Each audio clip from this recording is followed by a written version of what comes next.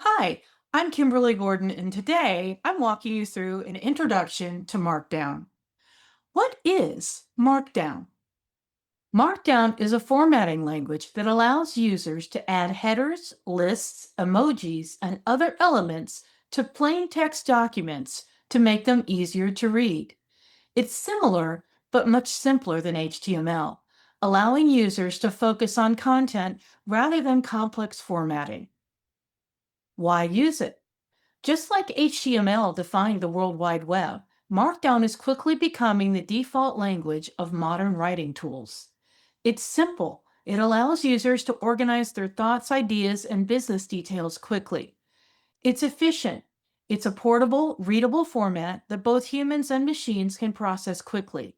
A single Markdown document can easily be converted into multiple formats: HTML, PDF, Word documents, presentations, blogs, and more. You can write something once and publish it anywhere. It's platform independent. Markdown files can be created, edited, and viewed on any operating system anywhere. It's also future proof. More platforms are adopting Markdown.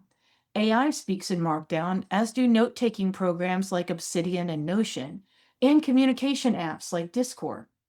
Markdown basics for everyday writing. Unlike traditional word processors that rely on complex menus and toolbars for formatting, Markdown uses symbols that are easy to remember and apply. The ones writers tend to use the most are hashtags for headings and subheadings, bold and italics for emphasis with asterisks, one for italics, two for bold, three for bold and italic. Arrows for block quotes. Lists can be made with dashes for bullets or numbers for lists. Chapters, sections, or page breaks can easily be inserted anywhere by simply adding three asterisks or three dashes and then hitting enter. I've included a list of all the basic Markdown that you might use in your day-to-day work. I've also included some more resources so you can learn and play with Markdown. One of the easiest programs to learn Markdown in is stackedit.io.